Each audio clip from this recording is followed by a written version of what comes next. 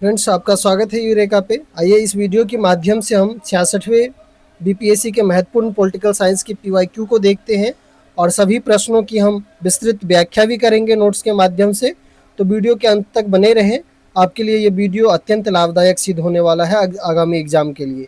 दोस्तों, पहला प्रश्न है, निम्नलिखित में से कौन सा विकेंद्रीकरण का विशेषता नहीं है या फिर वैशिष्ट नहीं है। डिसेंट्रलाइजेशन से तात्पर्य है कि शक्ति का जो है विभिन्न केंद्र होना, यानी कि अलग अलग स्तर पे शक्तियों का विभाजन होना, जैसे कि एक संघवादी देश में होता है, या फिर अगर आप भारत का एग्जाम्पल ले तो केंद्रीय स्तर से राज्य स्तर पे और राज्य स्तर से स्थानीय शासन के स्तर पे जो है यहाँ पे शक्ति का विभाजन है। तो इसी को डिसेंट्रलाइजेशन या फिर विकेंद्रीकरण के नाम से जाना जाता है। तो इस प्रश्न को अगर देखें तो इसकी विशेषता कौन सा नहीं होगा विकेंद्रीकरण का, तो स्वायत्तता इसका विशेषता होगा।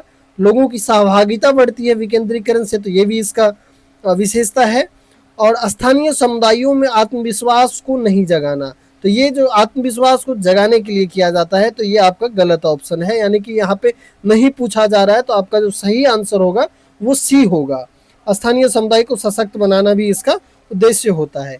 विकेंद्रीकरण से तात्पर्य यह है कि स्वायत्तता तथा भागीदारी को अधिक लोगों तक पहुंचाना। स्थानीय समुदाय को मजबूत बनाने के उद्देश्य से विकेंद्रीकरण का सिद्धांत लाया गया था। इसमें शक्तियों का विभाजन जो है चरणबद्ध तरीके से शीर्ष स्तर से निचले स्तर तक होता है। अतः आत्मविश्वास न जगाना इसका जो है विशेषता नहीं है, वैशिष्ट नहीं है, बल्कि यह स्थानीय स्तर पर आत्मविश्वास और आत्मनिर्भरता जागृत करता है। नेक्स्ट प्रश्न है, ब्रिटिश शासनकाल में संविधान के विकास में कौन सा कानून ऐतिहासिक नहीं था।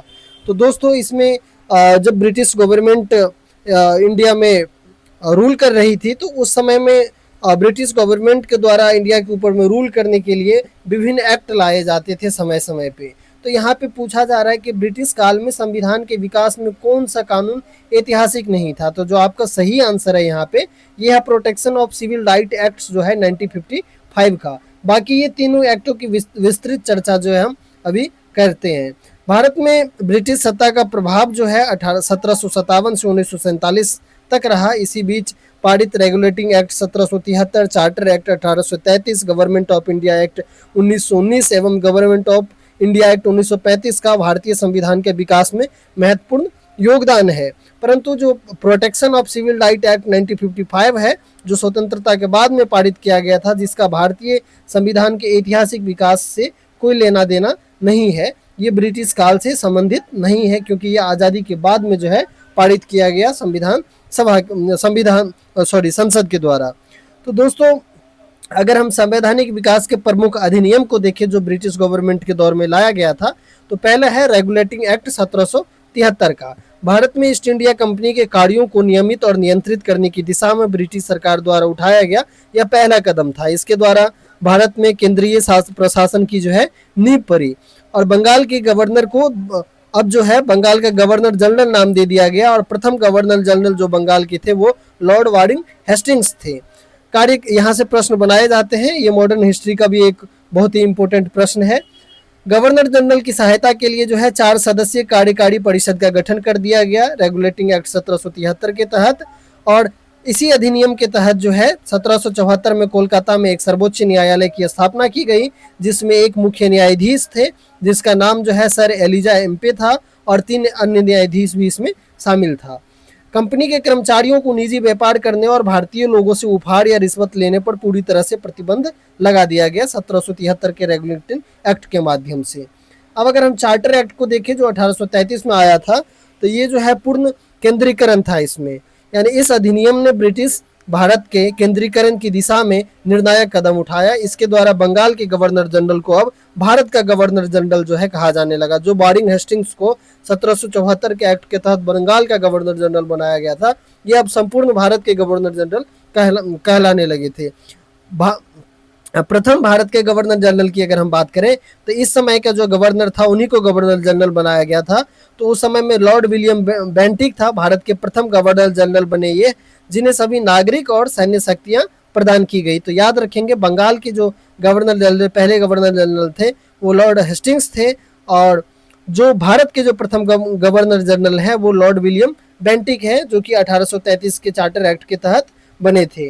व्यापारिक एकाधिकार की समाप्ति की गई। ईस्ट इंडिया कंपनी के व्यापारिक अधिकार, जिसमें कि चाय और चीन के साथ व्यापार सहित जो है पूरी तरह समाप्त कर दिया गया। अब कंपनी की विशुद्ध रूप से जो है एक प्रशासनिक निकाय जो है कंपनी को बना दिया गया। कानून निर्माण की अगर बात करें तो मद्रास और बॉम्बे के गवर्नरों को विधायिका की शक्ति से वंचित कर दिया गया। अब पूरे भारत के लिए कानून बनाने का अधिकार जो है गवर्नर जनरल की परिषद को मिल गया है। सिविल सेवा का प्रयास को अगर देखा जाए तो सिविल सेवकों के चयन के लिए खुली प्रतियोगिता का आयोजन शुरू करने का प्रयास किया गया। हालांकि कोर्ट ऑफ डायरेक्टर्स के विरोध के कारण इसे जो है लागू नहीं किया जा सका। अब अगर नेक्स्ट एक भारत सरकार अधिनियम एक्ट को देखें तो यहाँ पे दो महत्वपूर्ण एक्ट है जिसका चर्चा प्रश्न में भी किया गया है।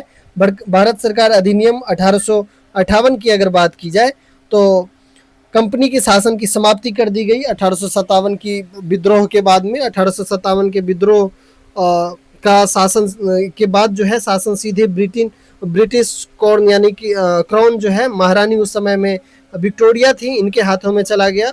और अब जो इंडिया में शासन कंपनी के द्वारा चलाया जाता था वो कंपनी के द्वारा नहीं चला करके जो ब्रिटिश पार्लियामेंट के द्वारा जो रूल बनाया जाता था उस हिसाब से इंडिया में जो है शासन करना आरंभ कर दिया गया 1857 की क्रांति के बाद से, जब से ये एक्ट आया 1858 का। भारत के गवर्नर जनरल का नाम बदल करके वायसराय कर दिया गया और लॉर्ड कैनिंग जो है भारत के पहले वायसराय बने। तो यहाँ पे आप तीन महत्वपूर्ण चीज याद रखेंगे। जो बंगाल के प्रथम गवर्नर जनरल थे हेस्टिंग्स थे। इसके बाद में जो आप देखेंगे कि भारत के जो प्रथम गवर्नर जनरल बने लॉर्ड विलियम बेंटिक बने। और इसके बाद में भारत के जो प्रथम वायसराय बने वो लॉर्ड कैनिंग बने, जो कि 1858 के एक्ट के तहत इनको बनाया गया। द्वैध शासन प्रणाली की समाप्ति कर दी गई। पिट्स इंडिया एक्ट द्वारा शुरू की गया जो बोर्ड ऑफ कंट्रोल और जो है कोर्ट ऑफ डायरेक्टर्स की जो द्वैध शासन प्रणाली थी इसको समाप्त कर दिया गया। और भारत सचिव का एक नया पद जो है सृजित किया गया जिसके पास भारतीय प्रशासन पर संपूर्ण नियंत्रण की शक्ति थी। अब अगर हम भारत सरकार अधिनियम 1935 को देखेंगे जिसको मिनी कॉन्स्टिट्यूशन भी कहा जाता है भारत में, इसका भारतीय संविधान के ऊपर में सर्वाधिक प्रभाव देखा जाता है। एक अखिल भारतीय संघ की स्थापना की गई और जिसमें प्रांत और रियासतें शामिल थी, हालांकि यह कभी अस्तित्व में नहीं आ पाया था। प्रांतीय स्वायत्ता की अगर बात की जाए तो प्रांतों में द्वैध शासन प्रणाली को समाप्त कर दिया गया और वहाँ प्रांतीय स्वायत्ता लागू कर दी गई। केंद्र में द्वैध शासन की स्थापना हुई। केंद्र स्तर पर द्वैध शासन यानी कि आरक्षित और हस्तांतरित विषय की जो है शुरुआत कर दी गई। शक्तियों का विभाजन किया गया इस एक्ट के माध्यम से। केंद्र और प्रांत के बीच शक्तियों का विभाजन 3 सूचियों के तहत किया गया जो वर्तमान समय में भी भारतीय संविधान में आपको देखने को मिलता है। संघ सूची, प्रांतीय सूची और समवर्ती सूची। प्रांतीय सूची को वर्तमान समय में राज्य सूची के नाम से जाना जाता है। संघीय न्यायालय जो है 1937 में दिल्ली में एक संघीय न्यायालय की स्थापना की गई थी। याद रखेंगे कि 1774 में कोलकाता में सबसे पहले जो है न्यायालय की स्थापना की गई थी। महत्व को अगर देखें तो हमारे वर्तमान भारतीय संविधान का अधिकांश हिस्सा जो है यानी कि 60 से 70% तक जो है इसी अधिनियम से जो है लिया गया। दोस्तों अगर हम नेक्स्ट प्रश्न देखें तो भारत के संविधान का कौन सा अनुच्छेद भारतीय निर्वाचन आयोग की स्थापना से संबंधित है। तो दोस्तों इस प्रश्न के माध्यम से हम पूर्ण रूप से निर्वाचन आयोग के बारे में पूरी ही जानकारी को प्राप्त करेंगे। तो आपका यहाँ पे जो आंसर है वो आर्टिकल 324 है, पहला ऑप्शन ए होगा। तो आइए हम निर्वाचन आयोग से संबंधित संपूर्ण जानकारी को प्राप्त करते हैं नोट्स के माध्यम से।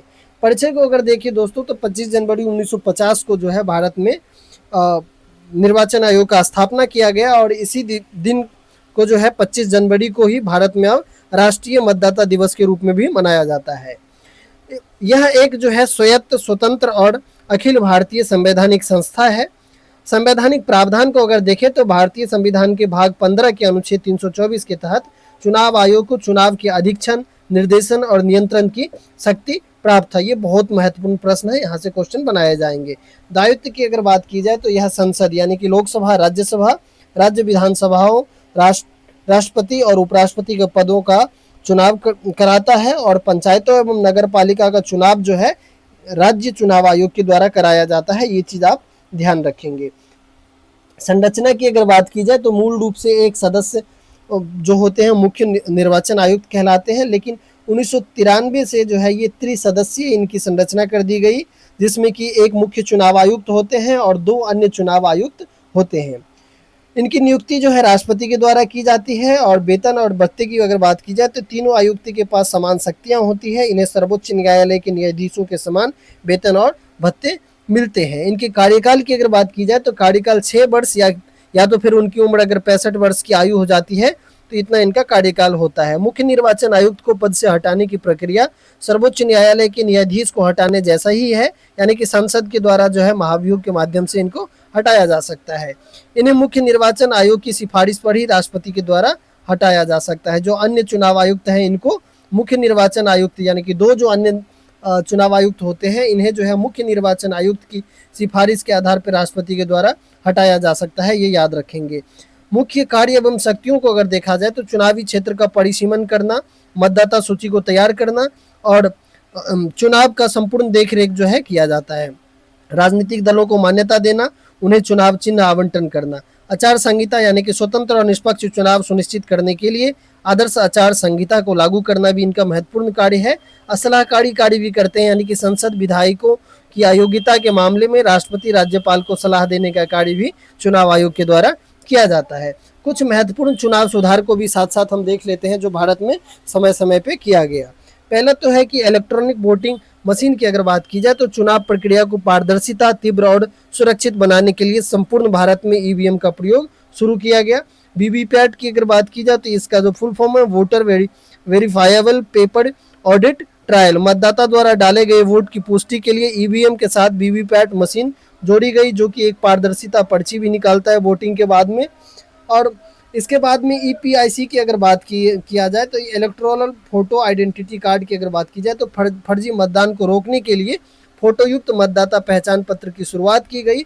मताधिकार की आयु की अगर बात की जाए तो 61वें संविधान संशोधन अधिनियम के द्वारा, जो कि 1989 में हुआ था, उस समय में राजीव गांधी देश के पीएम थे। इस समय में जो है मतदान की आयु को 21 वर्ष से घटा करके 18 वर्ष कर दिया गया। दोस्तों इन सभी टॉपिक के ऊपर में अगर आप विस्तृत वीडियो देखना चाहते हैं तो एक मेरे ही चैनल पे जो है भारत में चुनाव की प्रक्रिया में किस प्रकार से बदलाव आया, इस प्रकार से जो है एक वीडियो बनाया गया है और बहुत ही लाभदायक वीडियो है, आप उसे देख सकते हैं। आइए नेक्स्ट प्रश्न को देखते हैं। दोस्तों नेक्स्ट प्रश्न है, विधि का नियम या कानून का अधिराज्य का मतलब क्या है, यानी रूल ऑफ लॉ का जो है मतलब क्या है। 4 ऑप्शन है आपके पास में। पहला है कि सभी के लिए एक कानून और सभी के लिए एक न्याय तंत्र, यानी कि सभी के लिए एक जैसा कानून और एक न्याय तंत्र होना चाहिए, एकदम सही है। सभी के लिए एक कानून और सभी के लिए एक राज्य, सभी के लिए एक कानून और सभी के लिए एक राज्य, ठीक है। सभी के लिए एक राज्य और सभी के लिए एक न्याय तंत्र, एक के लिए सभी कानून और सभी के लिए एक न्याय तंत्र, उपयुक्त में से कोई नहीं और उपयुक्त में से एक से अधिक। तो दोस्तों आपका जो इसमें सही आंसर है वो आंसर ए है। रूल ऑफ लॉ का से यही तात्पर्य है, सभी के लिए एक कानून और सभी के लिए एक न्याय तंत्र। भारतीय संविधान में विधि का नियम को अपनाया गया है, यानी रूल ऑफ लॉ को अपनाया गया है, यानी कि विधि के समक्ष जो है सभी लोगों को समान माना जाता है। विधि का नियम या कानून का अधिराज्य से तात्पर्य है कि सभी लोग जो है कानून और सभी के लिए न्यायतंत्र जो है एक जैसा होगा देश में। इसके बाद में दोस्तों नेक्स्ट प्रश्न है, पंचायती राज संस्थाओं को 29 कार्यों की सूची किस अनुच्छेद के तहत दी गई। दोस्तों जैसे हम सब जानते हैं कि भारत में 1993 में जो है 73वें और 74वें संविधान संशोधन के माध्यम से स्थानीय शासन की शुरुआत हुई। 73वें संविधान संशोधन के माध्यम से पंचायती राज संस्थाओं को कुछ शक्तियाँ प्रदान किया गया। तो ये बहुत ही महत्वपूर्ण है, यहाँ से जरूर पॉलिटी में प्रश्न बनते हैं बीपीएससी में। तो आप 73वें 74वें संविधान संशोधन को भी एक नज़र देख लेंगे। मैंने जो वीडियो बनाया हुआ है पीछे की वीडियो में, मैंने उसके ऊपर में विस्तार से चर्चा किया हुआ है स्थानीय शासन के ऊपर में। यहाँ पे अगर इस प्रश्न को देखें तो यहाँ पे प्रश्न में पंचायती राज संस्थाओं को 29 कार्यों की सूची के बारे में पूछा जा रहा है। तो ये अनुच्छेद 243G के तहत जो है पंचायती राज संस्थाओं को 29 विषय सौंपा गया 73वें संविधान संशोधन के माध्यम से।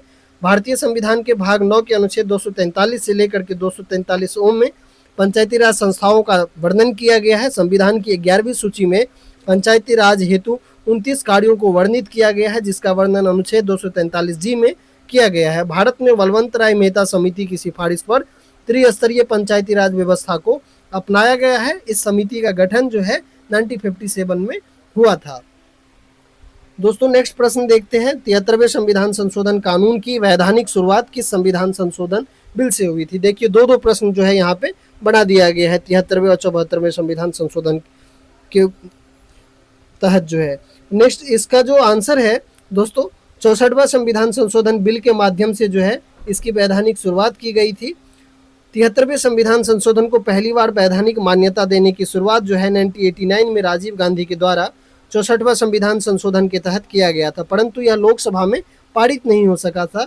इसके बाद 73वें संविधान संशोधन जो 1992 के द्वारा जो है इस नियम को पारित किया गया और 24 अप्रैल 1993 से संपूर्ण देश में जो है यह प्रभावी हुआ। तो ये डेट जो है याद रखेंगे और यहाँ पे याद रखेंगे जो एक्ट जो पारित हुआ था ये 1992 में हुआ था और अधिनियम जो लागू जो हुआ देश में ये 24 अप्रैल 1993 से जो है संपूर्ण देश में लागू हुआ था।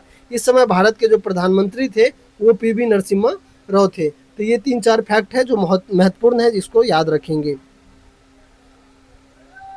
दोस्तों इस वीडियो में इतना ही। आगे की वीडियो में हम और भी जो इसका री एग्ज़ाम हुआ था इस प्रश्न को भी लेकर के आएंगे।